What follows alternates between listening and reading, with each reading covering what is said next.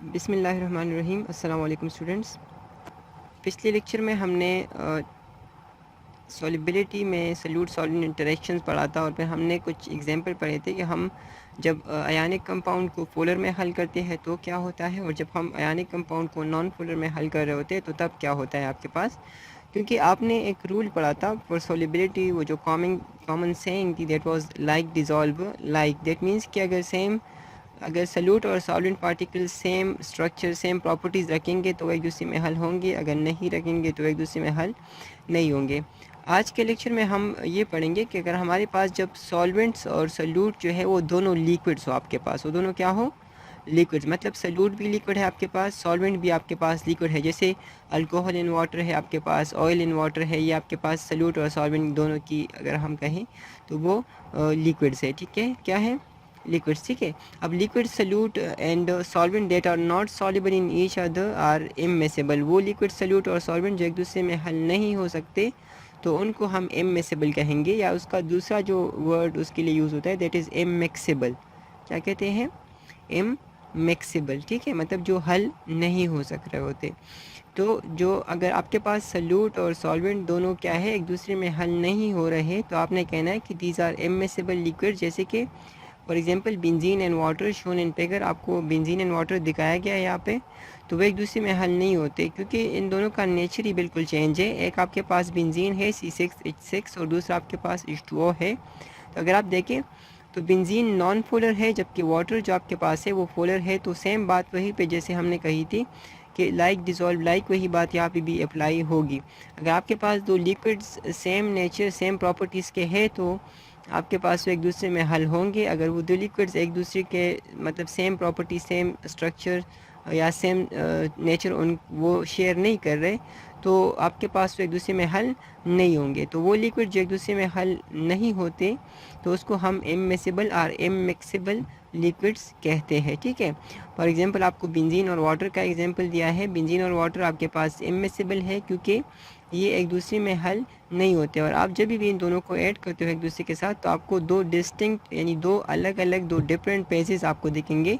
एक पेज में आपके पास बेंजीन होगा, दूसरे पेज में आपके पास क्या होगा, वाटर होगा। ठीक है, जैसे आपने अगर घर में किया हो केरोसिन ऑयल को, जिसको हम मिट्टी का तेल कहते हैं, अगर आप उसको पानी में डाल देते हो तो वो भी एक दूसरे में हल नहीं होता। इस तरह से अगर आप सरसों के तेल को यानी मस्टर्ड ऑयल को आप ऑयल पानी में डाल देते हो तो भी वो हल नहीं होता। तो दैट मीन्स कि दे आर इममिसेबल लिक्विड्स। तो वो लिक्विड जो एक दूसरे में हल नहीं होते उनको हम कहते हैं इममिसेबल लिक्विड। ठीक है, अब नॉन पोलर सब्सटेंसेस जैसे कि पेट्स है आपके पास, ऑयल्स है, ग्रीसेस है, तो ये क्वाइट सॉल्युबल होते हैं। मतलब ये सॉल्युबल होते हैं किस में, नॉन पोलर में। ठीक है, जैसे कार्बन टेट्राक्लोराइड है, बेंजीन है या गैसोलीन है। इसी तरह से पोलर जो आपके पास होंगे जैसे अल्कोहल है कीटोन्स है, तो ये आपके पास किस में हल होंगे, पानी में हल होंगे। ठीक है, क्योंकि जैसे हमने पहले पढ़ा था लाइक डिज़ोल्व लाइक मीन्स के सेम नेचर सेम प्रॉपर्टीज़ वाली चीज़ें जो होंगी एक दूसरे में हल होंगी। अगर सेम नेचर और सेम प्रॉपर्टीज़ उसकी नहीं है तो वो एक दूसरे में हल नहीं होगी। ठीक है, तो अब जब पोलर होंगे तो वो पोलर में हल होंगे, नॉन पोलर होंगे तो वो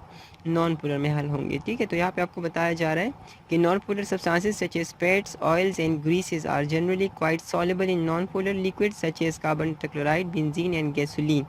कार्बन टेट्राक्लोराइड जिसको हम CCl4 कहते हैं, CCl4 एक ऑर्गेनिक आपके पास सॉल्वेंट है जो मीथेन के मतलब डिराइवेटिव है आपके पास, जिसमें हम 4 क्लोरीन उसके साथ ऐड कर लेते हैं मीथेन के साथ, तो उससे आपके पास ये बन जाता है कार्बन टेट्राक्लोराइड जिसमें 4 क्लोरीन और 1 कार्बन होता है। ठीक है, कार्बन टेट्राक्लोराइड CCl4।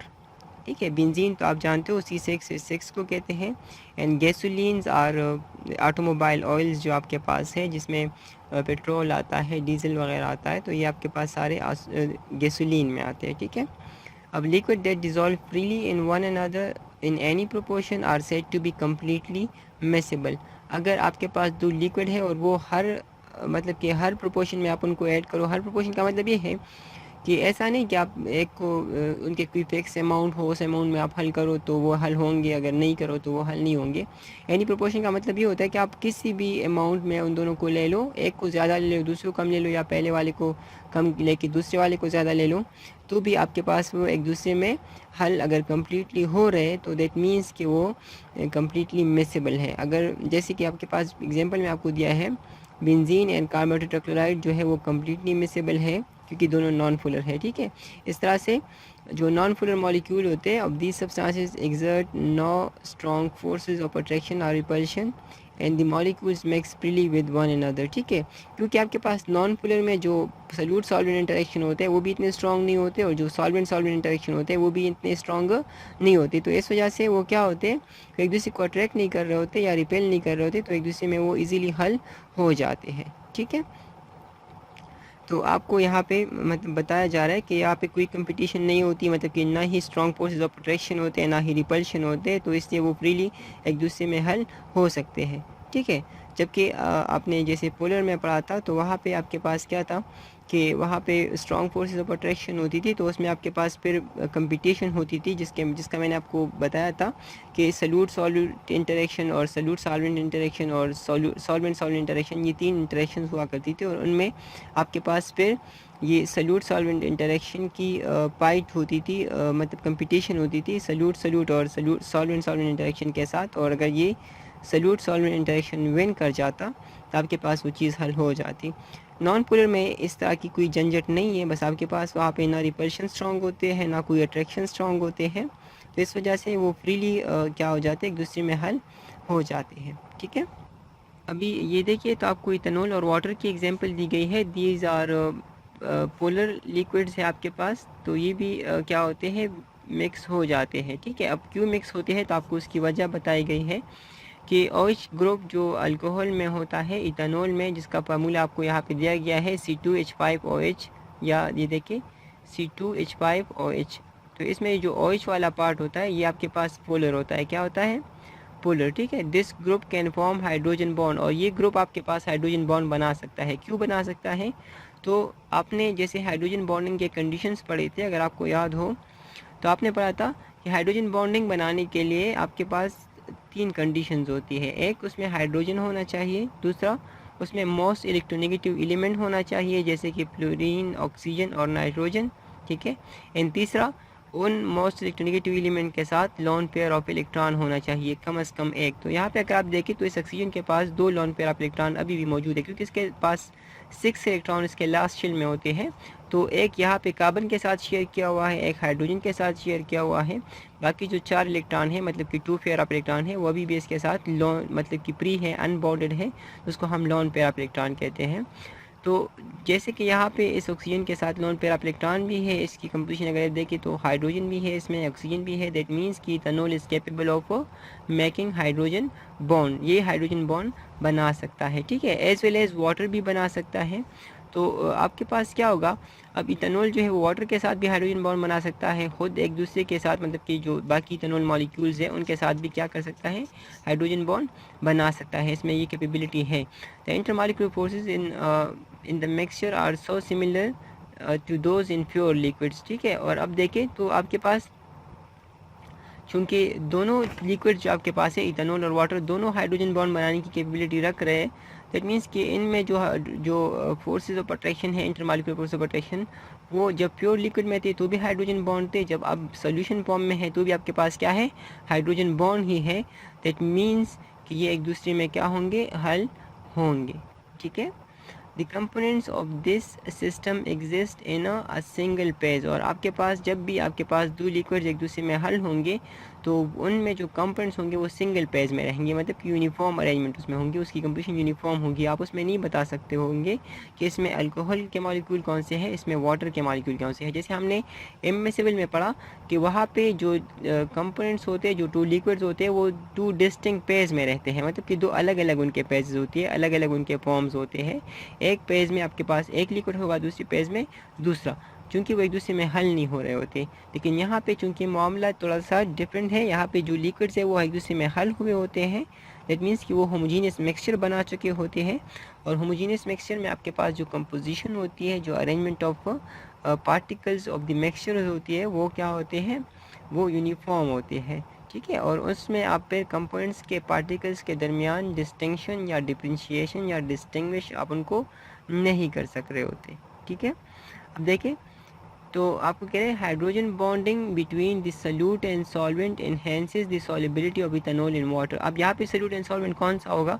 तो जैसे आपको मैंने पहले बताया था, सल्यूट हर उस चीज़ को कहते हैं जो कम मिकदार में होता है। सोल्यूशन में हर वो चीज़ जो कम मिकदार में होता है वो आपके पास सल्यूट होगा, एंड हर वो चीज़ जो ज़्यादा मिकदार में होगा, सबसे ज़्यादा मिकदार में, तो वो आपके पास होगा सॉल्वेंट। अब अगर आपने इथेनॉल मतलब कि जो अल्कोहल है आपके पास इथेनॉल, वो आपने ज़्यादा डाला हो और वाटर कम डाला हो, तो तब इथेनॉल आपके पास सॉल्वेंट होगा, वाटर सॉल्यूट होगा।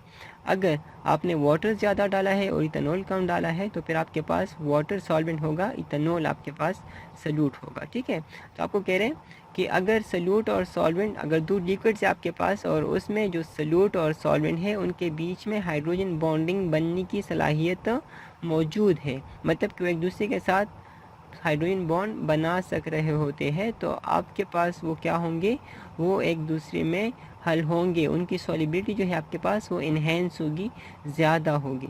ठीक है, इसके अलावा एक और भी आपके पास इसमें होता है जिसको हम कहते हैं पार्शियली मिक्सेबल लिक्विड्स।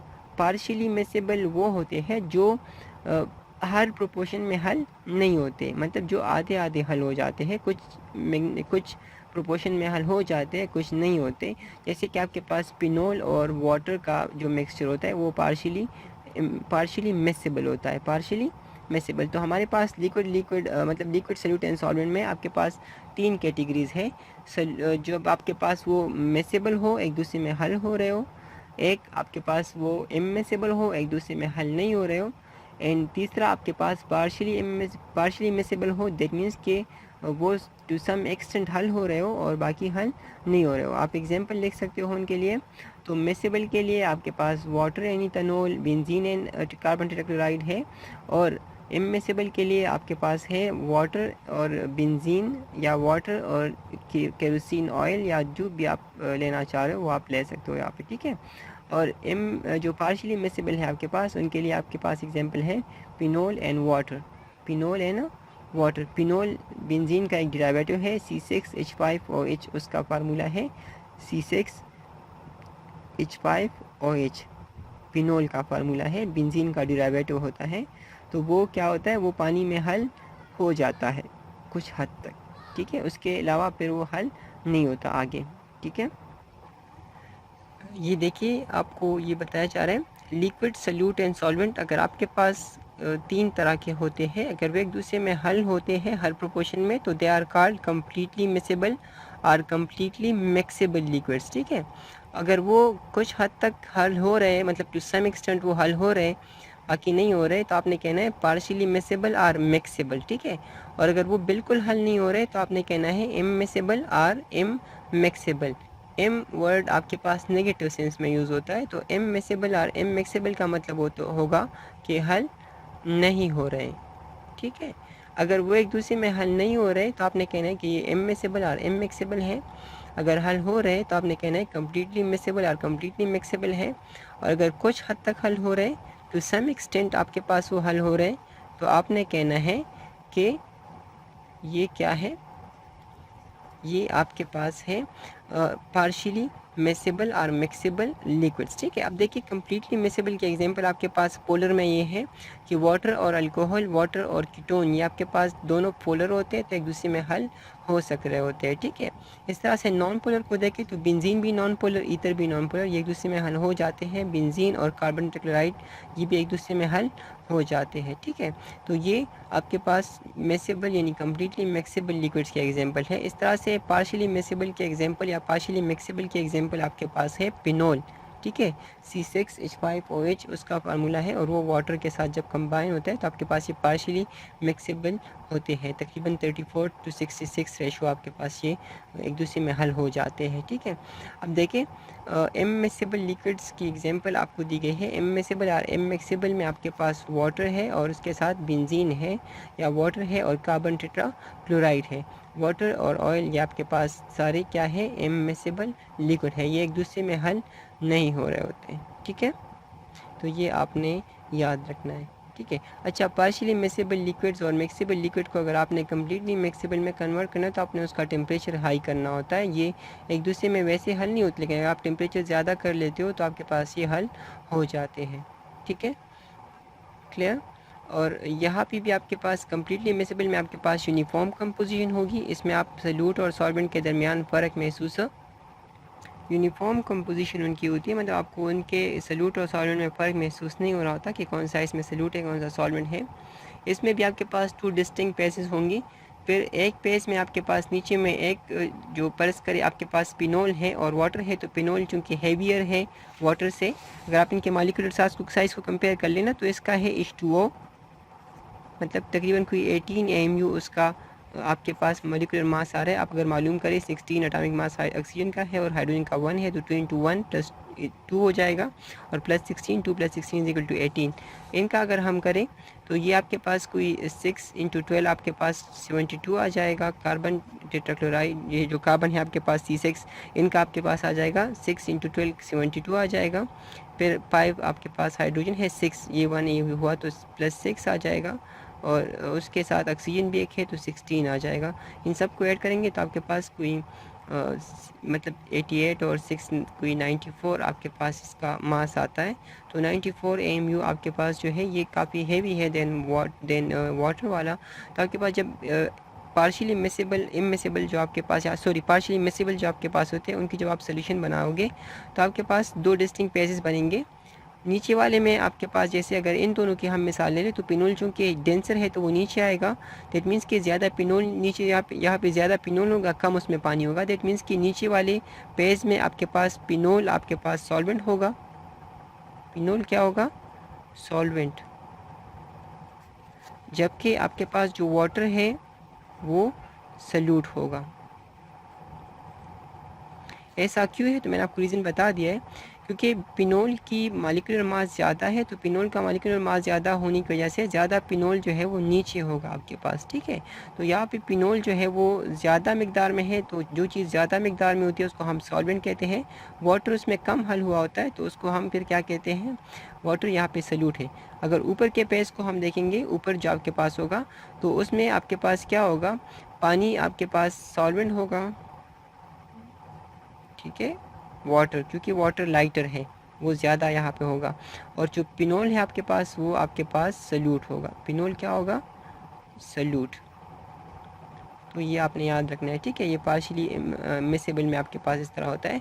अगर आप इसको हीट दोगे तो ये पेज आहिस्ता आहिस्ता से मतलब गायब होता जाएगा, और एक वक्त आएगा आपके पास कि जब ये पूरा एक पेज में आ जाएगा तो आपके पास ये पार्शियली मिसिबल लिक्विड्स इस तरह से होते हैं कि इनकी सॉलिबिलिटी तो आप हेयर टेम्परेचर से चेंज कर सकते हो, लेकिन नॉर्मल कंडीशन में ये आपके पास 2 डिस्टिंक्ट पेज में होंगे। एक पेज में आपके पास एक सॉल्यूट और दूसरा सॉल्वेंट होगा, और दूसरे पेज में आपके पास एक सॉल्यूट और दूसरा सॉल्वेंट होगा आपके पास, ठीक है। जैसे यहाँ पे अगर हम पिनोल और वाटर की एग्जांपल ले लें तो नीचे वाले में पिनोल सॉल्वेंट और वाटर सॉल्यूट होगा, जबकि ऊपर वाले में वाटर सॉल्वेंट और पिनोल क्या होगा, सॉल्यूट होगा। इमिसिबल में आपके पास क्या होगा कि वो एक दूसरे में हल ही नहीं होंगे, क्योंकि उनके नेचर जो होंगे वो बिल्कुल चेंज होंगे एक दूसरे से, उनके प्रॉपर्टीज़ चेंज होंगे, क्योंकि properties depends on the nature, ठीक है। तो वो चेंज होंगे, तो अगर वो चेंज होंगे तो एक दूसरे में हल नहीं होंगे। तो ये आप लोगों ने याद रखना है, ठीक है। इसके साथ ये लेक्चर ख़त्म होता है। अल्लाह हाफ़िज़।